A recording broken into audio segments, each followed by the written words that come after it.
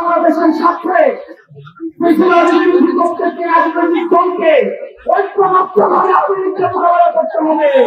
জাতীয় নাগরিক পার্টি এনসিপির দক্ষিণাঞ্চলের মুখ্য সংগঠক হাসনাত আব্দুল্লাহ বলেছেন, আমরা ভেবেছিলাম ফ্যাসিবাদের পতন হয়েছে, কিন্তু আমরা দেখতে পেলাম মাইলস্টোনের ঘটনাকে পুঁজি করে আওয়ামী লীগ আবার পুনর্গঠিত হচ্ছে।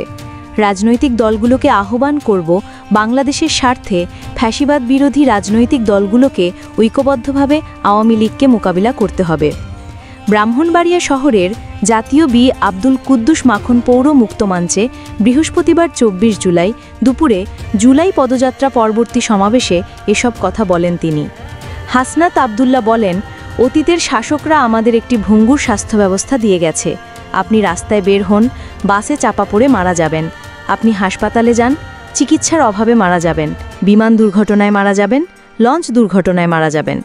বাংলাদেশে একটি স্বাভাবিক মৃত্যুর নিশ্চয়তার অবস্থা আমাদের দিয়ে যায়নি। এই রাষ্ট্রের কাছে, অন্তর্বর্তীকালীন সরকারের কাছে আমরা স্বাভাবিক মৃত্যুর নিশ্চয়তা চাই। তিনি বলেন, আমরা চেয়েছিলাম একটি পুনর্গঠিত রাষ্ট্র ব্যবস্থা। দুঃখজনক বিষয় হচ্ছে, আমাদের সাবেক স্বাস্থ্যমন্ত্রী ছিলেন ইংরেজিতে অনার্স, বর্তমান স্বাস্থ্যমন্ত্রী হচ্ছেন বাংলায় অনার্স। যারা দক্ষ এবং যোগ্য মানুষ ছিল তাদেরকে সরকারে বসিয়ে বাংলাদেশের মানুষকে দেখিয়ে দেওয়া উচিত ছিল স্বাস্থ্য ব্যবস্থা কেমন হওয়া উচিত। অত্যন্ত পরিতাপের বিষয়, আমরা দেখেছি একটি ভঙ্গুর স্বাস্থ্য ব্যবস্থা একটি অযোগ্য স্বাস্থ্য উপদেষ্টাকে দিয়ে স্বাস্থ্য ব্যবস্থা পরিচালনা করা হচ্ছে। বাংলাদেশে কি কোনো ডাক্তার ছিল না? সমাবেশে আরও বক্তব্য রাখেন এনসিপির আহ্বায়ক নাহিদ হোসেন, সদস্য সচিব আক্তার হোসেন, যুগ্ম সদস্য সচিব তাসনিম জারা, যুগ্ম আহ্বায়ক আশরাফ মাহদি প্রমুখ। এর আগে দুপুর 12:15টায় জেলা শহরের রেলগেট এলাকা থেকে পদযাত্রা শুরু করেন এনসিপি নেতারা।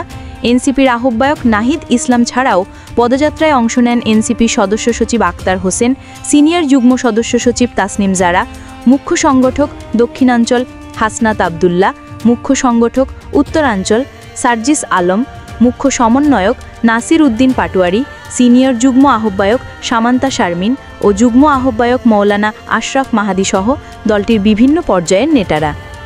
ASBD 24 সত্য প্রকাশে অপসীম। চ্যানেলটি সাবস্ক্রাইব করুন।